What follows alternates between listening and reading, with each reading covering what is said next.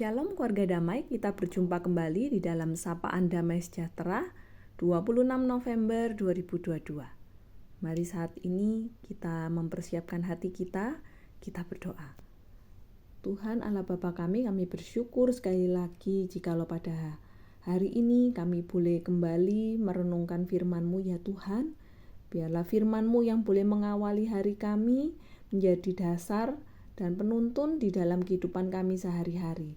Terpujilah nama-Mu ya Tuhan, kami membuka hati kami. Dalam nama Tuhan Yesus kami berdoa. Amin. Bacaan hari ini diambil dari Matius 24 ayat yang pertama hingga 22. Namun saya tidak akan membacakan semuanya, saya akan meng-highlight pada bagian ayat yang ketiga hingga ayat yang ke-12. Ketika Yesus duduk di atas bukit Zaitun, datanglah murid-muridnya kepadanya untuk bercakap-cakap sendirian dengan dia. Kata mereka, "Katakanlah kepada kami bila manakah itu akan terjadi dan apakah tanda kedatangan-Mu dan tanda kesudahan dunia?" Jawab Yesus kepada mereka, "Waspadalah supaya jangan ada orang yang menyesatkan kamu. Sebab banyak orang akan datang dengan memakai namaku dan berkata, 'Akulah Mesias,' dan mereka akan menyesatkan banyak orang. Kamu akan mendengar deru perang atau kabar-kabar tentang perang. Namun berawas-awaslah jangan kamu gelisah, sebab semuanya itu harus terjadi. Tetapi itu belum kesudahannya.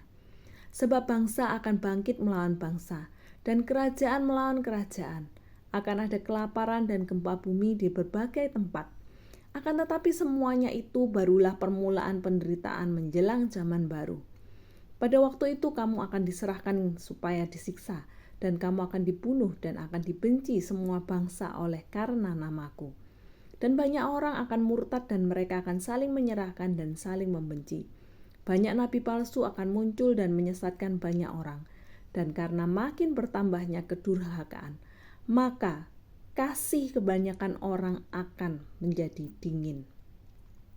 Keluarga damai yang terkasih di dalam Tuhan.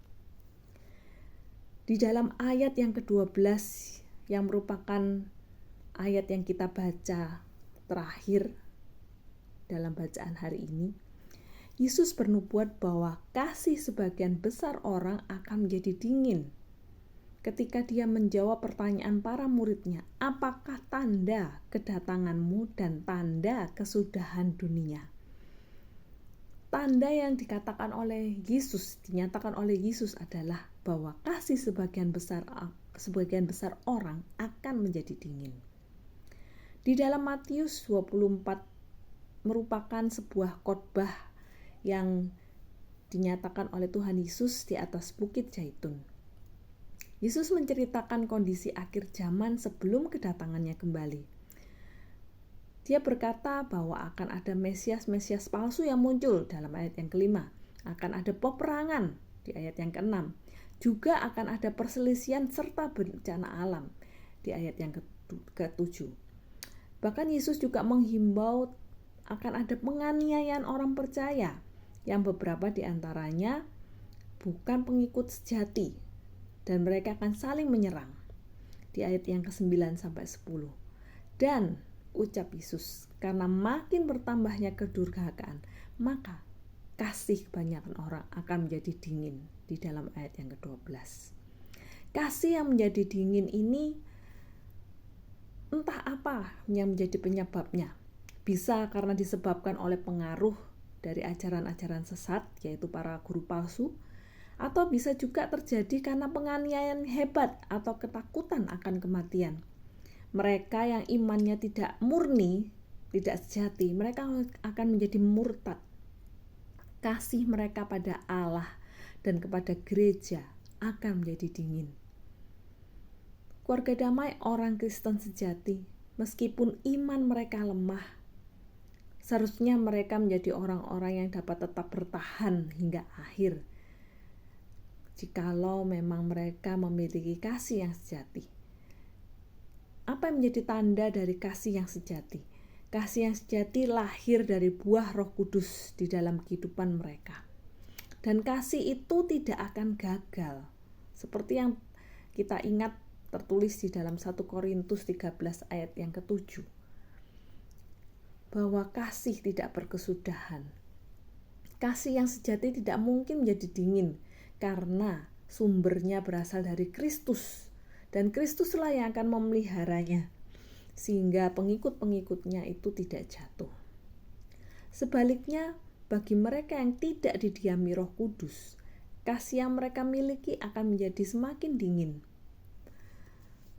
Paulus juga menjelaskan tentang hal ini di dalam 2 Timotius 3 ayat 1-4. Ketika dia juga bercerita tentang akhir zaman, bahwa kasih yang dimiliki subyek yang diceritakan bukanlah kehangatan bagi Allah, kebenarannya dan bagi umatnya.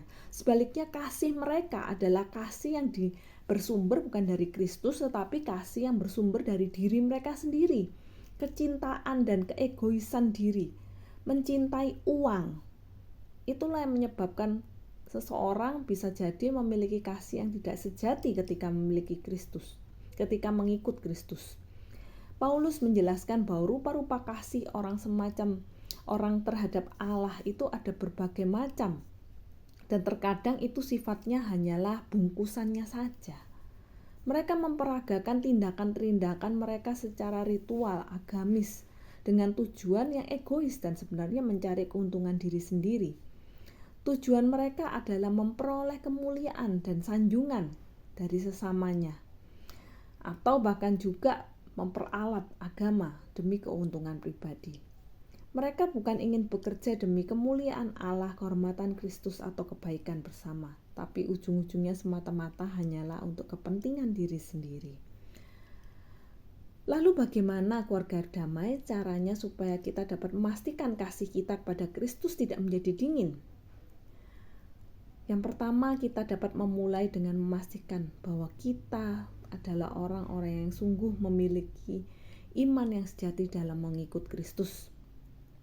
Jikalau kita sungguh-sungguh mempercayai Kristus, kita sungguh-sungguh menyerahkan hidup kita untuk mengikut Dia sebagai juru selamat, kita dapat yakin bahwa kasih kita ini merupakan kasih yang berasal dari Roh Kudus, sehingga apinya tidak akan pernah padam. Yang kedua, kita juga perlu berupaya untuk mengembangkan kasih ini. Seperti yang juga pernah dikatakan oleh Paulus di dalam Filipi 1 ayat 9-11. Dan inilah doaku, semoga kasihmu makin melimpah dalam pengetahuan yang benar dan dalam segala macam pengertian sehingga kamu dapat memilih apa yang baik, supaya kamu suci dan tak bercacat menjelang hari Kristus, penuh dengan buah kebenaran yang dikerjakan oleh Yesus Kristus untuk memuliakan dan memuji Allah. Jadi bagaimana caranya kita mengembangkan kasih? Yaitu kita juga harus terus menggali pengetahuan yang benar di dalam Kristus. Melalui apa? Melalui firman Tuhan. Kita merenungkan firman Tuhan, dan tidak hanya kita merenungkan, tapi kita menggali kebenaran-kebenaran firman Tuhan. Sehingga kita semakin mengenal, semakin intim dengan Tuhan kita Yesus Kristus. Kita perlu untuk mengembangkan kasih, sehingga kasih itu menjadi kasih yang sejati, kasih yang murni, dan kasih yang tidak akan pernah padam apinya. Keluarga damai yang terkasih dalam Tuhan, marilah kita menjadi anak-anak Tuhan yang boleh tetap setia, bertahan hingga akhir, dengan kita menunjukkan kasih yang murni, kasih yang tidak menjadi dingin. Amin. Mari kita berdoa. Tuhan, terima kasih melalui firman-Mu kembali kami boleh diingatkan untuk kami menjadi anak-anak Tuhan yang boleh mengikut Engkau dengan setia. Tuhan, kami tahu bukanlah suatu doa yang mudah ketika kami berkata, ujilah kami ya Tuhan, murnikanlah iman kami ya Tuhan. Karena kami tahu ada begitu banyak tantangan, godaan di masa-masa akhir zaman ini ya Tuhan. Tuhan, kiranya Engkau yang terus menguatkan kami, membuat kami menjadi pengikut Tuhan yang setia, yang boleh tahan uji, dengan kami menjadi orang-orang yang hidup di dalam kasih yang tidak menjadi dingin. Biarlah kasih kami sungguh bersumber dari Engkau, dari Roh Kudus, dan biarlah kami pun menjadi orang-orang yang mau terus berusaha untuk mengembangkan kasih kami kepada Tuhan. Inilah menjadi seruan doa kami ya Tuhan. Di dalam nama Tuhan Yesus kami berdoa. Amin.